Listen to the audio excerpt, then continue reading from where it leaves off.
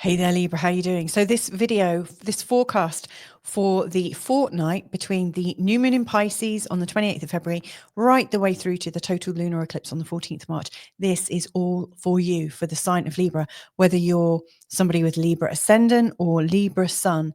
This is to talk exclusively about the Libra energy. Now, if you're feeling a little bit out of sorts, possibly the reason is that your ruling planet Venus is about to go retrograde. So it appears right now that she's kind of slowing down, getting ready to change directions. Of course, she's not really doing that. It's just how we are perceiving Venus to do it. And she's going through a whole series of changes over the next in particular over the next 3 to 4 weeks. She's going through a very, very intense period. Now, she's also going retrograde in her opposing sign. So in the sign of Mars, she's not very happy there. So in this forecast, what I'm going to do is not only look at the new moon and what that's leading you to in terms of the total lunar eclipse on the 14th in the sign of Virgo, but I'm going to be detailing the best dates using Venus. There's 4 key times I can see in this next 2 weeks where the Venus energy is strong and where you may well find a sense of relief. But I also want to put it into context in terms of this waxing new phase. So if we have a look at where we are right now, so at the start of this reading, we're at the 28th of February with a new moon in Pisces.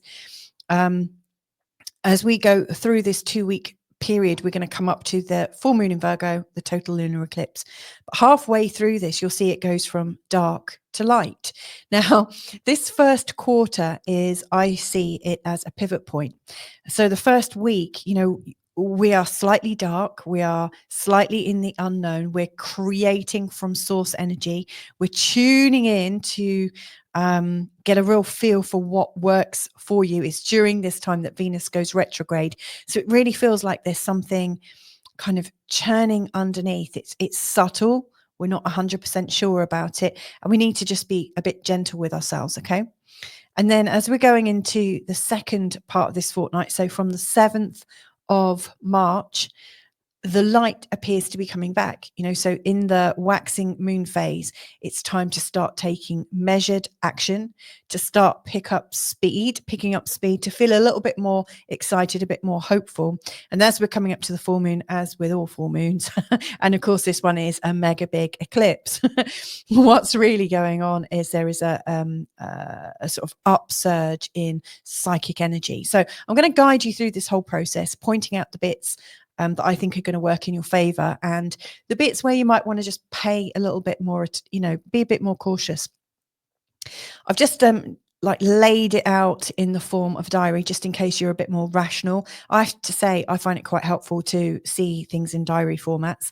So, the new moon and the total lunar eclipse, they're both on Fridays, and then the midpoint in between as we go from dark to light is on the 7th of March.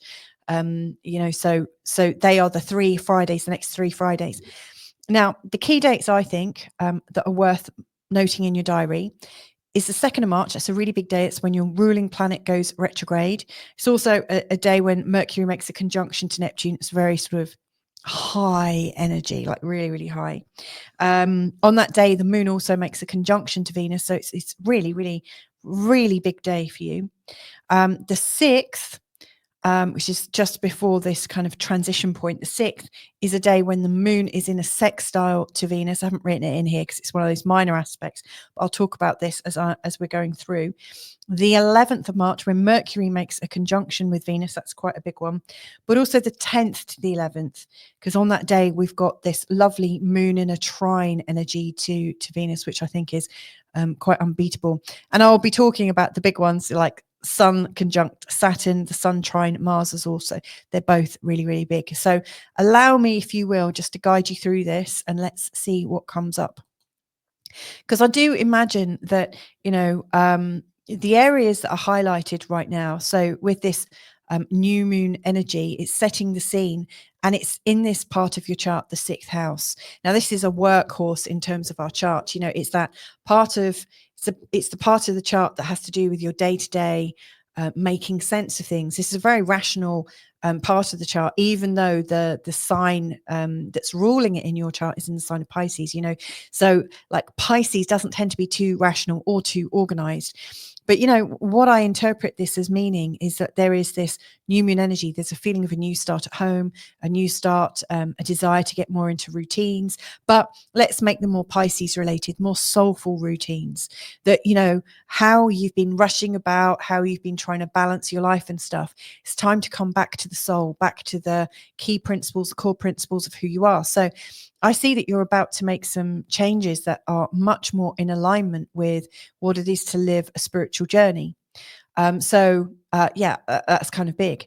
Now, bearing in mind that you've had Neptune going through Pisces for a really long time, at least 7 years, it's longer than that, I think. You know, Neptune's been going through this for quite some time. And he's going to be changing signs next month in March. And you've also had Saturn coming through here since December, a couple of years ago, you know, so, you know, Saturn's been coming through this. Neptune's been kind of making your life a little bit unpredictable. It has brought this sort of need to understand life at a much more spiritual level, but it would have opened up all avenues. You know, it would have created, it's almost like it lowered the boundaries and lots of things could come into your life. And it could get a bit sort of creatively chaotic, let's say. Saturn coming in here has really tried to order your life a lot more. And you may well have found that during this time, you've needed to really pay attention to your health because, you know, with stretching yourself too thin and being here, there and everywhere and having your boundaries down, like Saturn has come in here to kind of get you to suit up, to get you to bring your boundaries back up and, you know, really watch your time, manage your diet, your exercises or whatever, like routines you might have that keep you feeling healthy. It will have also shown up as a time when, you know, you maybe have had to manage your money better and be a lot more strict and discerning at work. So it has been really quite hard. Now, this new moon, I think, is here to give you a bit of hope, to show you that all the changes you've brought in so far have really given you the chance now to bring the spiritual side in, the soulful side, and to kind of relax the boundaries a little bit, you know, sort of integrate a little bit more. So I really like this. I think this is the opportunity for you to dream and create your sort of current day-to-day reality in a way that's soothing to you. You know, I just feel with Saturn going through here for the last couple of years, it's felt almost like an assault.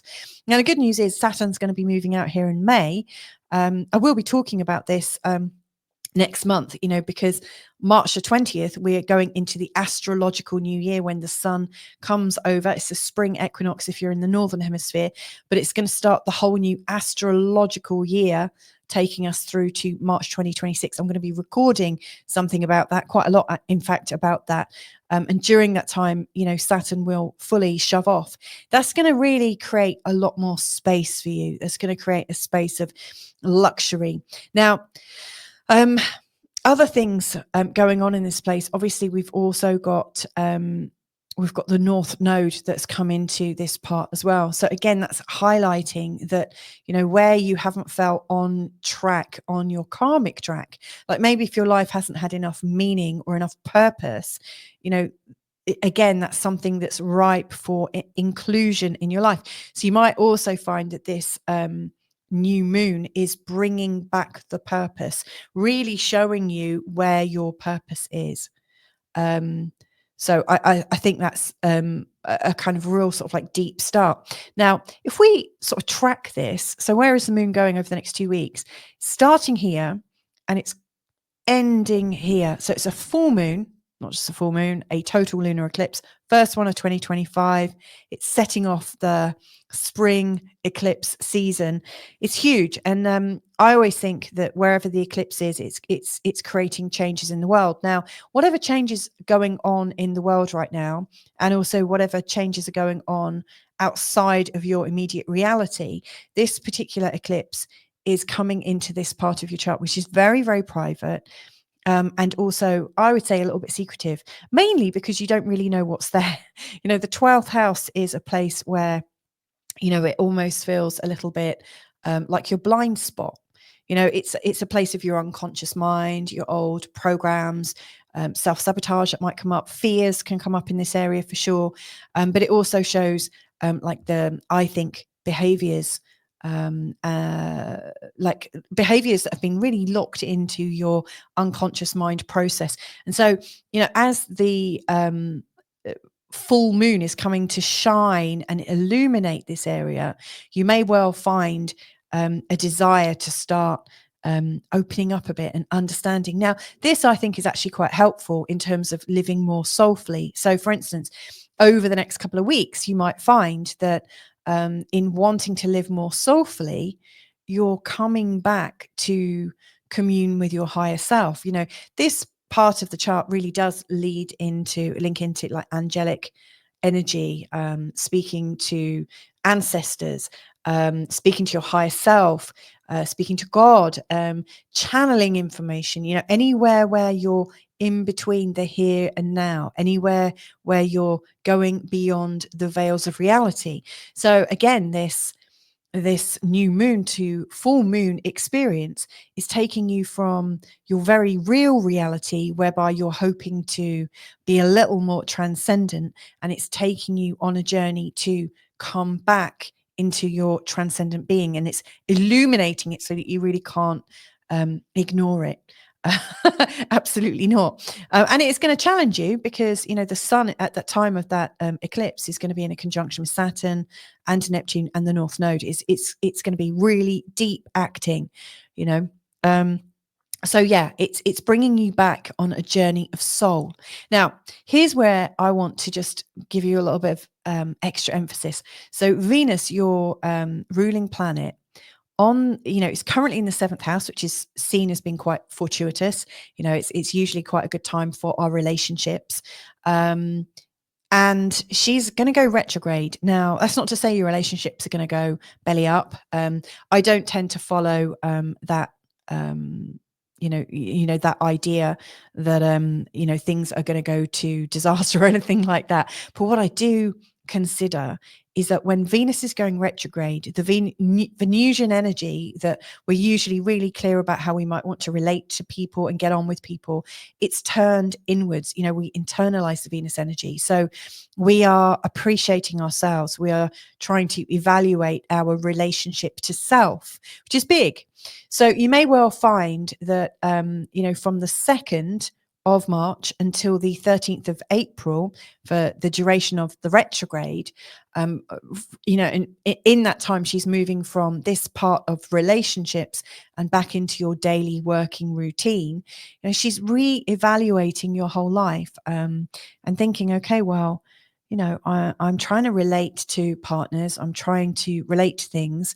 And yet Venus is going back into your day-to-day. To me, it feels like the more you can understand your day-to-day environment and understand your relationship to how you organize your life, the easier it will be when she goes direct again on the 13th of April and comes back into this area. To me, it's like clearing the channels. So for instance, if in your relationships it's felt a little bit sticky, a little bit unclear, as Venus goes retrograde, you're going to find out where you've got stickiness, where you've got things holding you back. Maybe there's stuff at home that's overwhelming and it bleeds over, it spills into your relationships.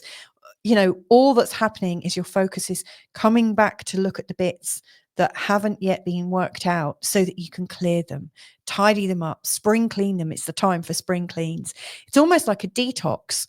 I don't normally talk about detoxes on this channel, but it's almost like you're going through an energetic detox, but you're not doing it by saying, I don't need this, I don't need this, I don't need this. You're doing it from a place of appreciation and valuing things. So, you may well look at every aspect of your life and say, well, what's our value here? What do I value the most about my fitness routine? What do I value the most about how I manage my money? Where am I doing a good job? And then also, okay, which bits don't I value very well? So you can be quite kindly in the way you do it. Now, Venus is going to make a conjunction with Mercury on the 11th. So this is in week 2. And you'll see this is a chart from the 7th, and you'll see Mercury is getting closer and closer and Venus is retrograde already. Now, this is significant. Now, why is this significant? Well, Venus is going retrograde from 10 degrees in Aries to 26 degrees, I think, in this, or 24 or 26 degrees in the sign of Pisces. When Mercury goes retrograde, he's going retrograde just after this forecasting period on the 15th of March, literally just after the total lunar eclipse. Can you imagine those eclipse energies and also Venus and Mercury retrograde? It's quite intense. But Mercury's going to go retrograde at 9 degrees Aries, pretty much the same spot that Venus went retrograde at. And he's going back to either 24 or 26 Pisces. So these two are both going retrograde over the same ground, and they are coming into a conjunction with Neptune and the North Node and getting really, really close to Saturn before they move forwards. So they are on a kind of dual journey right now. And it just so happens to be in this very, very intense area.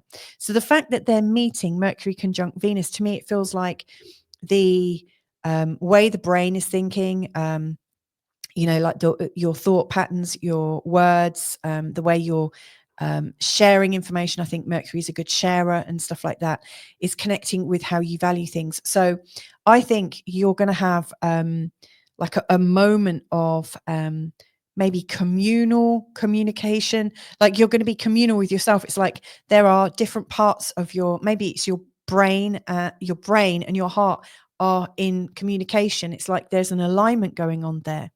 So I think they're going to work together quite well, but it's going to be intense. And of course, it's challenging you to create more space in your life for a romantic, for romance. There you go. It's just as simple as that.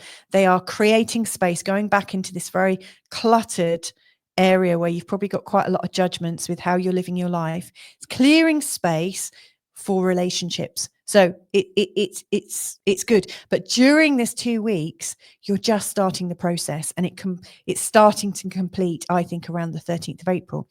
Now, Mercury does his retrograde in between the 2nd of March and the 13th of April. So, he sits in the Venus retrograde space. They are going to do this together.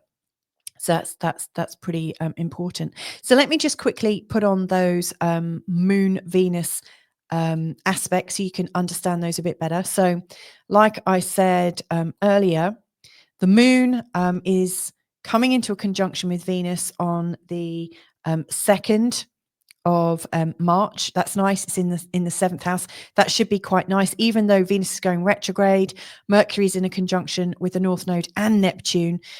So there's definitely a sort of romantic kind of expanded way of thinking and being. So I think that's helpful for you. Then around the 6th, we've got Venus coming into a conjunction with Jupiter. She'll be in a sextile with Venus and also Mercury. Really, really helpful. I think in between times around the between the 7th and the 8th, it can get a little bit, when she's in the sign of Cancer, the moon is going to make a square to Venus and Mercury, so you might feel a bit distant. But when she is say from the 10th to the 11th, the moon is going to be in the sign of Leo, which is very, very friendly, and it's creating a really lovely sense of connection and communication. So leading up to this, I do think even though you're learning how to be more soulful about yourself and to understand yourself and how to integrate your soul more into your everyday life, I think one thing you're learning on this journey is it really is in the heart. It really is, like where are your friendships and pleasures coming from? And that would be relationships, your sense of adventure, and your sense of networking and fairness. So I think as we're coming up to the total lunar eclipse in Virgo, it's going to be helpful. A couple of final things I want to share with you, and that is, there's a really strong day around the 8th, and that is when that's when the sun is in a trine with Mars, giving us a bit more courage than usual. It is also, the sun is also in a conjunction with Saturn, but it comes in really tight on the 12th. So kind of leading up to the last half a week from the 8th to the 9th to the 14th or so, there's this very strong feeling of courage showing up. which I think is actually going to help you stand strong in your career. But hopefully you'll get a sense of all of these energetics as this plays out. So I hope this has been helpful in understanding a bit about the next 2 weeks. If you found it useful and you'd like to deeper dive, I've got a separate video, a short video on your relationships and connections, where, you know, I'll be talking more about how to deepen in trust together, maybe how to increase intimacy during this time, and also how to navigate any challenges and family dynamics. I'll also be talking about your career and ambition and how you can leverage that. So if you're interested in hearing more, then just check out the links below. But anyway, lots and lots of love for you for this next 2 weeks, and hopefully catch up with you real soon. Bye for now.